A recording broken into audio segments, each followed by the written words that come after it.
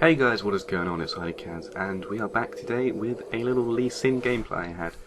And I thought I'd put this video up because it just really shows the snowball potential of Lee Sin jungle specifically. There. So as you know, Lee Sin is a really good top laner and a really good jungler. And if he gets an early advantage, he can just win the game in about 5 minutes flat. And basically that's what this video is going to be showing you, how to win a game in about 5 minutes on Lee Sin. And really just snowball your team to victory. So on Lee Sin I like to start blue, because blue is probably the most useless buff on Lee Sin. I mean the cooldown reduction is nice, but the increased energy regen and stuff isn't really that useful. And I like to take blue first, so I can take red second, because red's the most important buff on Lee Sin, especially early, as it gives such a great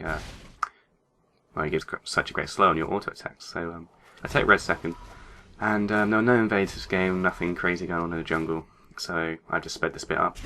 But as we actually get into the blue buff spawning, I unspeed the video, and it's just a pretty simple leash, quite a nice leash actually. I don't have to tank a lot of hits, which is actually quite useful. Start Q first, so I just get some extra single target damage because I'm not that worried about taking the damage from the little minions. Sometimes I start E on Lee Sin, sometimes I start Q. I always take either Q or E as my second skill and save shield till level 3. I just don't think shield is that useful for the early clears. I mean, it's got good lifesteal and stuff, but you know, you got 4 health potions, so you can't really go too wrong. Alright, so just clearing out the wolf camp, pretty normal clear. And my aim is to snowball my team in this game, just get a really good early goal. So that means getting level 3 as soon as possible so I can unlock all my skills. Now if you do blue buff, 1 camp and then red buff, as long as no one leeches any XP, that's enough to get level 3. And my top laner thankfully put a ward here, so I knew I wasn't going to get invaded by an enemy jungler, which happens to be Udyr.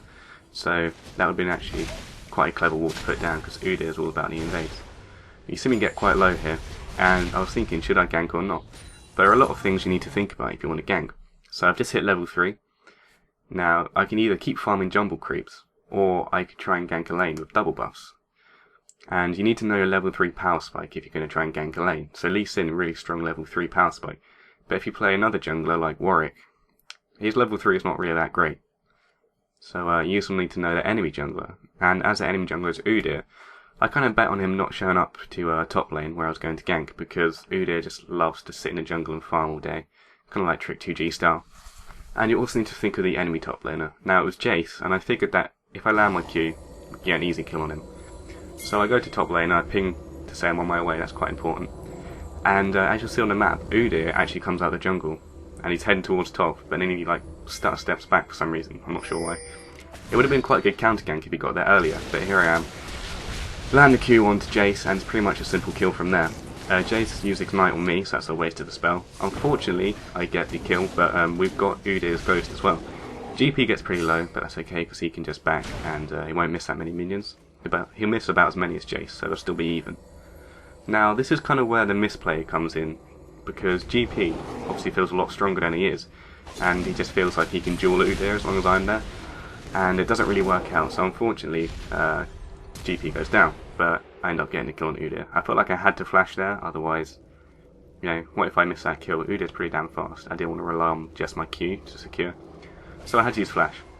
Now, what do you keep doing on Lee Sin? You keep looking to make plays. So I went mid, missed the Q unfortunately, but there we go, that's mid lane is flash down. So that means that Galio is going to have a really nice lane against Malzahar, because Malzahar won't be able to flash ult or any of that nonsense.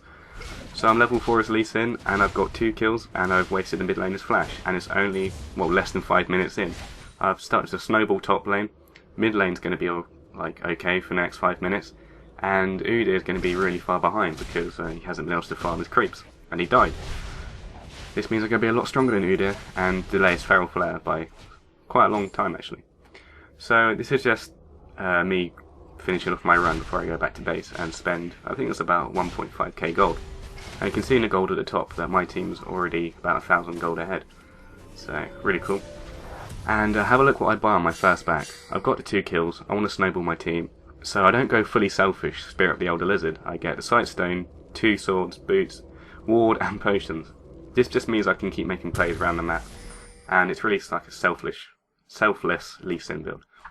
Anyway guys, I hope you liked my video on how to really snowball game as the Lee Sin. And if you did, really like, comment, and subscribe. And I'll see you on the next one.